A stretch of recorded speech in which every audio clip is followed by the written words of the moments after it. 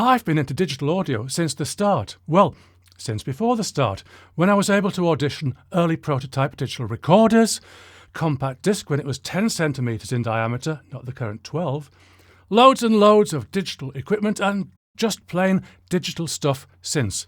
I even remember a corridor full of reel-to-reel video recorders being used for digital audio by Decca editors in their cubicles. But this is my first DAC. Let's unbox it.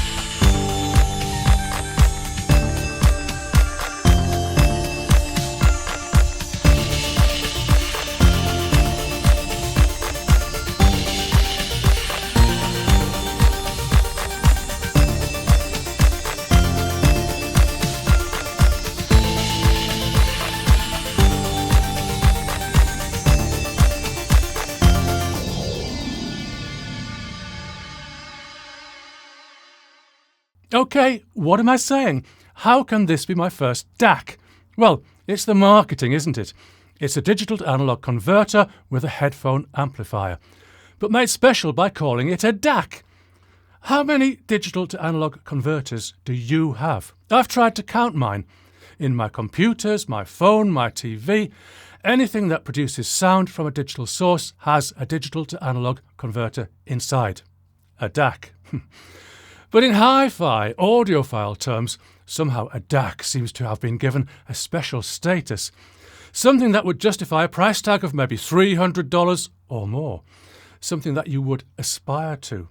Maybe aspire to more than the £9 I paid for this DAC, an Apple DAC, no less, to connect my headphones to my phone. £9, a DAC. But I'm going to look a bit further into this DAC phenomenon. My view is that a DAC, to be called a DAC, has to have something special about it. So it's more than just any old digital to analog converter. Maybe it has audiophile woo-woo resolution and imaging. Well, at my age, I'm not going to hear any of that. Maybe it's just made to a very high standard of build quality. You know, I don't mind that. It's nice to have nice things, and sometimes it's worth the cost to have sheer niceness. But more than that, I'm thinking of bells and whistles. So it isn't just a USB-C or lightning connector at one end and a jack at the other. It's got stuff, and you can fiddle with it. I've nothing against the fiddle factor.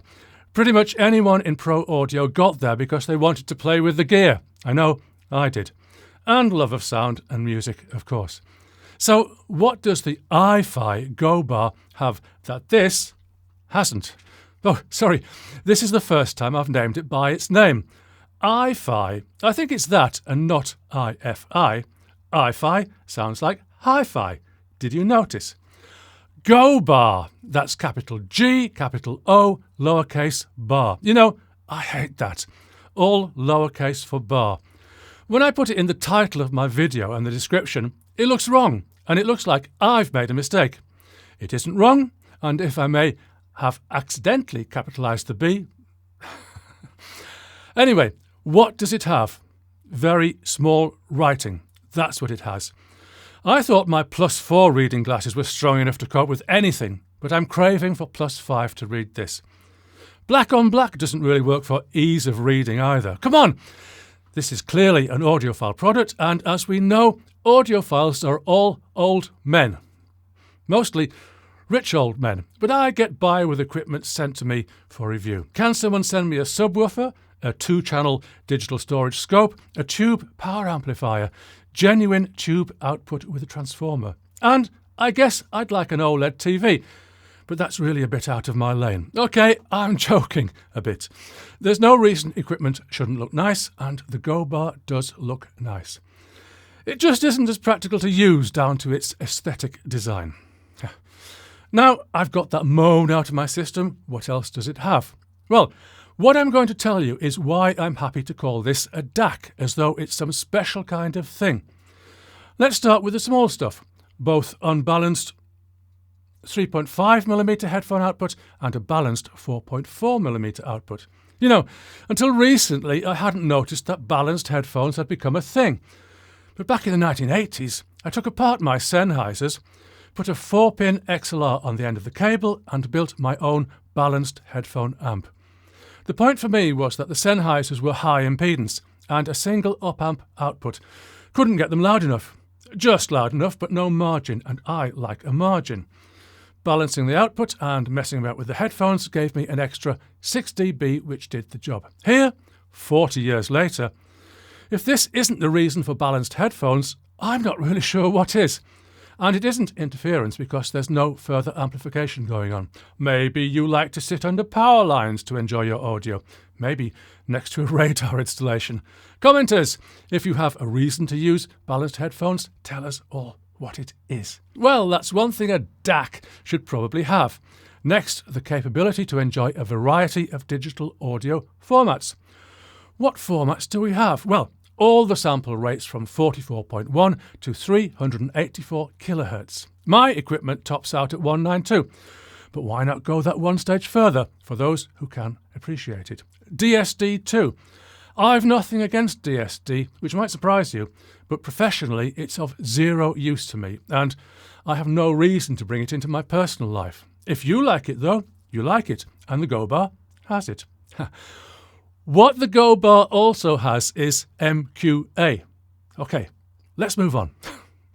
Now, here's the meat. Not fish, not chicken, but good, solid Aberdeen Angus. And this is why I particularly wanted to review a DAC such as this. It has switchable digital filtering. Switchable digital filtering. Let me put this in perspective. Are you a music lover and you just want your equipment to work and not get in the way? You don't need this. Are you an audiophile and you're set in your ways? You know what you like and you won't deviate. You don't need this. You need a DAC with your own one favourite filter. Or are you an audiophile who likes to get into the nuts and bolts of audio? Maybe you're a tube roller. Maybe your turntable has 3 arms and 3 cartridges. If you get my drift, switchable digital filtering is for you. Now, I'm thinking, needless to say, but I probably do need to say, it's only PhD-type boffins who really understand all of this thoroughly and perfectly. So I'm going to really, really simplify and cut to the heart of what's going on. Well, I'll try. Okay, here we go. To turn analog audio into digits, we need to sample at a rate of at least twice the highest audio frequency. 20 kHz, we'll say. So that's a 40 kHz sampling rate, 44.1 with a safety margin. But when we turn that back into analog, digital to analog conversion, remember, we need to filter out frequencies that are above 20 kHz because, in layman's terms, anything that's there is just rubbish.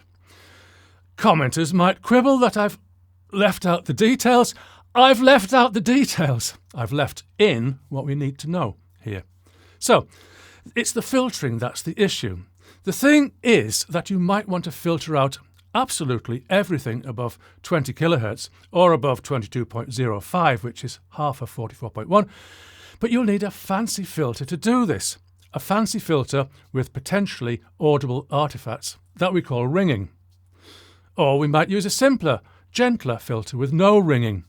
But to cut out the rubbish, or at least reduce it, it'll need to start working at a lower frequency and may affect the audio band in terms of both level and phase. This is a real issue, and if we're enthusiasts, we can't ignore it. Well, we can, or we can play with the buttons on our DAC. Let's go back to the GO Bar.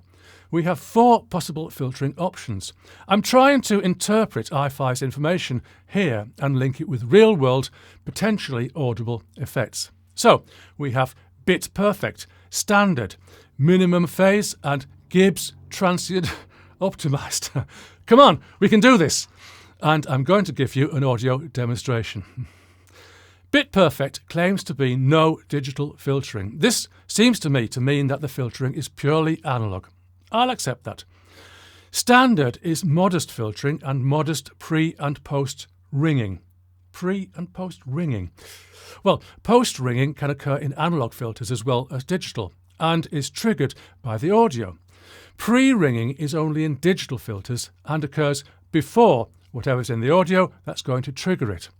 Effect before cause. Time travel. The bartender says, "Go home. We don't serve faster than light particles here." A tachyon walks into a bar. Okay, I'll go into this in a future video. I know, I said future. Let's move on. Minimum phase is slow roll-off, minimum pre and post ringing. Gibbs transient optimized. I'll let you Wikipedia that if you want more detail. But after upsampling to 352 or 384 kHz, the end result is minimum filtering, minimum post-ringing and no pre-ringing. Yes, I know this is complicated, but let me summarise. I'll quote from the manual. Bit perfect is no digital filtering, no pre or post ringing. Standard is modest filtering, modest pre and post ringing. Minimum phase is slow roll-off, minimum pre and post ringing. Gibbs transient optimized, upsampling to 352 or 384 kHz, minimum filtering, no pre-ringing, minimum post-ringing. Considering this, I think I know what my favourite would be. But commenters, which filtering option would you choose and why? OK, you want the demonstration. I'm going to have to say that if you can hear any differences at all through YouTube's audio mangling system, it'll be a miracle.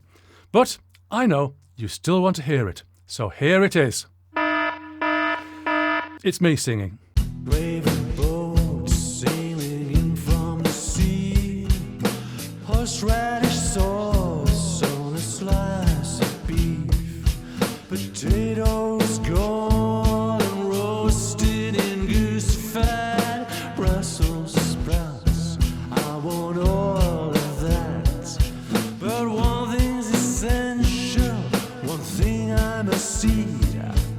Ripe fruit of the Yorkshire pudding tree, fresh fruit from the Yorkshire pudding tree.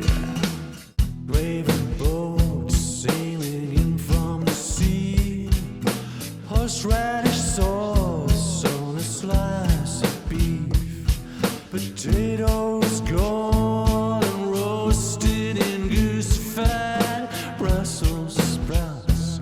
I want all of that, but one thing's essential, one thing I must see. Ripe fruit of the Yorkshire pudding tree, fresh fruit from the Yorkshire pudding tree.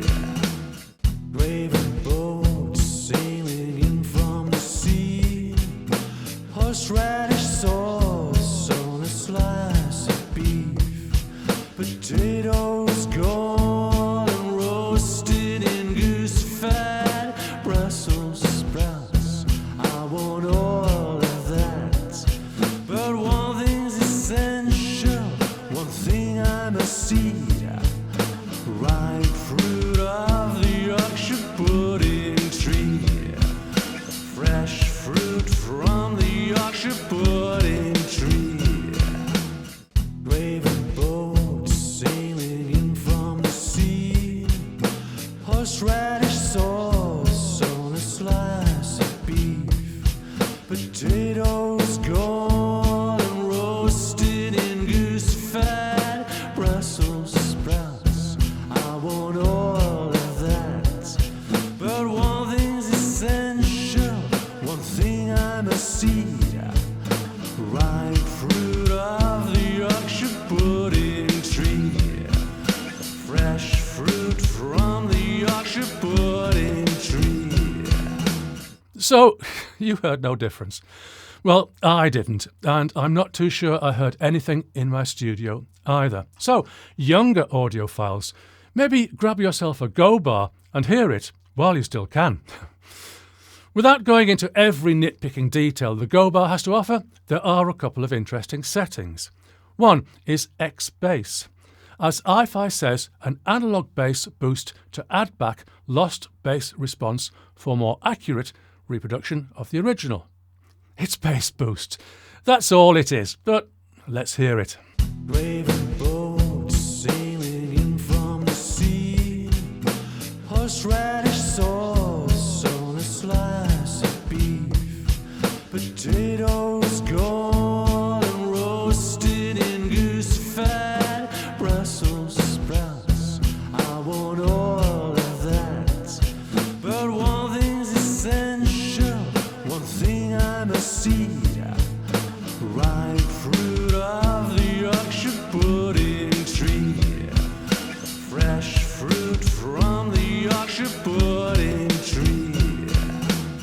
Raven boats sailing in from the sea, horseradish sauce on a slice of beef, potatoes gone and roasted in goose fat, Brussels sprouts.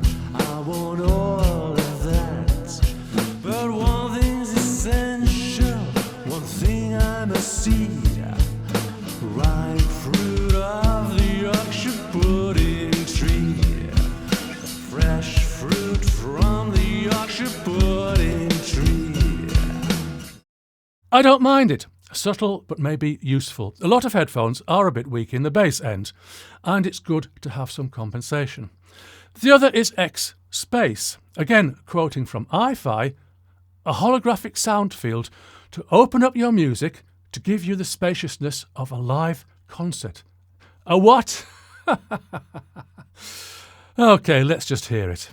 Raven boats sailing in from the sea, horseradish sauce on a slice of beef, potatoes gone and roasted in goose fat, Brussels sprouts. I want all of that, but one thing's essential, one thing I must see, ripe fruit of the Yorkshire pudding tree, fresh fruit from the Yorkshire pudding tree. Raven boats sailing in from the sea, horseradish sauce on a slice of beef, potatoes gone and roasted in goose fat, Brussels sprouts. I want all of that, but one thing's essential, one thing I must see, ripe fruit of the Yorkshire pudding tree, fresh fruit from the Yorkshire pudding tree. I'm not even sure I know what I'm hearing here. Personally, I think I'll just give it a miss. You can, by the way, have both XBass and XSpace on at the same time, just so you know. Any more points? Well, I'm just going to throw in one more thing. With my 32 ohm headphones, the GO Bar is easily loud enough, and way more. Audiologists, rejoice! So much more future business. With my Verum 1 headphones, which are nominally 8 ohms, and you might expect would be difficult to drive, so I did my usual test. A sine wave at my second favourite frequency, 110 Hz. Cranked it up to my tolerance limit, no audible distortion. I'd say then that the GO Bar is good to go for low impedance headphones. Okay, I've skimmed some details, but there are other reviews out there with other perspectives. With all the button pushing and hard to read text, I found the GO Bar tricky to get used to. But once reasonably fluent, I'd say it performs well. And look, all those lovely digital filtering options to get into. iFi sent me this item, but other than that, and any affiliate links, there's no payment involved. So I can say what I like, and I've said it. See you soon. Hi, I'm Phil, Audio Phil. Personally, I don't mind a bit of pre-ringing. I get to hear what I'm going to hear before I've heard it, and then with post ringing, I get to hear it again.